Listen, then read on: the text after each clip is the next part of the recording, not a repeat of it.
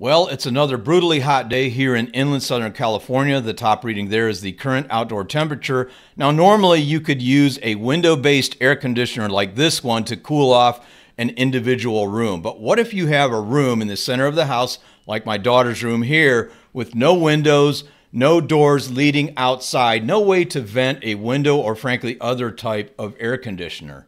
Now, when the temperature outside gets as hot as you saw at the beginning of this video, a regular fan, a regular ceiling fan, or floor-based fan just isn't going to cut it. You're going to need air conditioning. And one of those small, like desk-based or office-based, cubicle-based little AC units, they call them air conditioners, they're really not.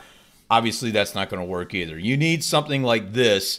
Now, these are usually referred to as portable air conditioners. I'm not sure why. They're really not all that portable, but they're great for a room without windows, without any outside access for venting. That leads to a brutal truth. You're going to need to cut through a ceiling to allow access for a vent. Now, here's a picture of a pretty large opening that I had to cut for our whole house fan. In fact, I've got a link posted above. And using this knowledge, I was able to cut a much smaller hole for an AC vent opening with confidence. The biggest issue you're going to run into is falling insulation, so just prepare for that. Once I determined where I was going to place the vent, the first thing I did was take a hole saw and drilled a hole through the drywall. And there's the hole saw bit right there. You can see the piece of drywall stuck inside. And after getting that hole drilled out, then I took the vent and just traced around it so I could determine where I was going to make the cut around the drywall. Now, I opted to use a manual saw to cut through this drywall just because it's a little less messy than using a power saw of some sort.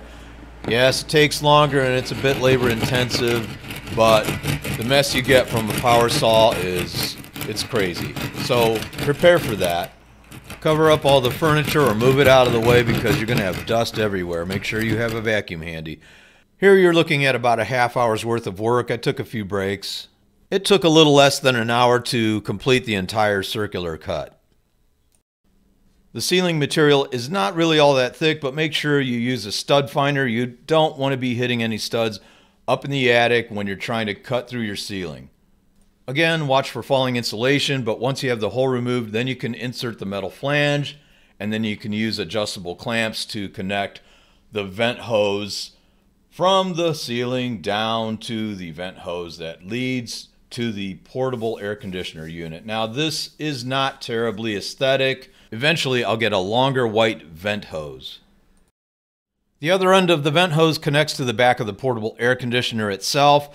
And then after you've connected up the vent hose, you also need to connect a tube to collect moisture away from the portable air conditioner. Now, I know my daughters well enough to know that they're not going to pay attention to how much moisture their air conditioners generate. So I took it upon myself to set a pot to collect the water from the air conditioner outside of my daughter's room because I'll pay attention to it, not her. What used to be the warmest room in the home, now my daughter's bedroom is now the most refreshing room in the home in the hot summer months. Hope this video helped you. If it did, please subscribe to my DIY channel. Thanks for watching.